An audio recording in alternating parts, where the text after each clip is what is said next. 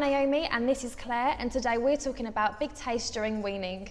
So with food and weaning, should I give my baby bland food? Should I be, putting seasoning in it, salt and pepper, that kind of thing? What would you suggest?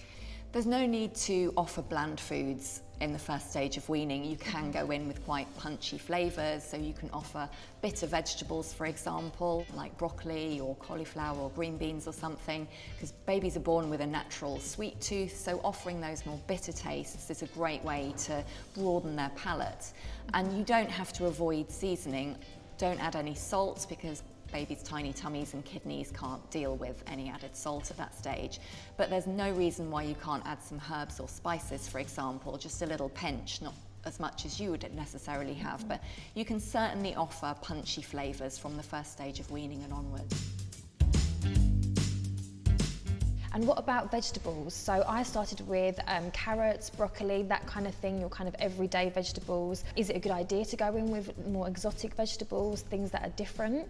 Absolutely, yeah, you don't have to restrict yourself just to a small variety of vegetables. The more variety of vegetables and fruits and other foods, the better. It helps your little one learn a wide range of tastes, so particularly those more savoury tasting vegetables like cauliflower, but you can look at things like courgettes, aubergine, lots of different exotic vegetables, more exotic fruits, for example. Just gives them a much broader palate and helps them learn to love a wider range of tastes.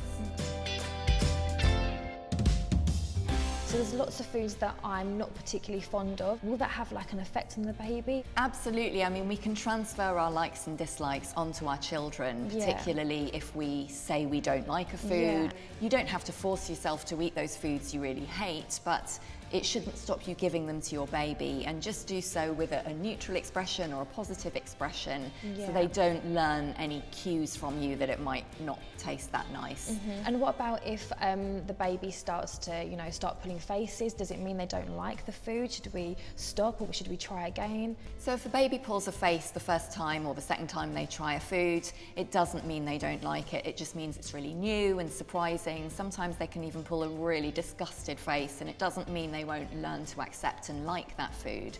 So just don't react, don't get stressed. Just try again in a few days, because it can take up to 8 tries of a new food before they accept it. So you don't need to worry, just keep trying, and your baby will eventually accept it.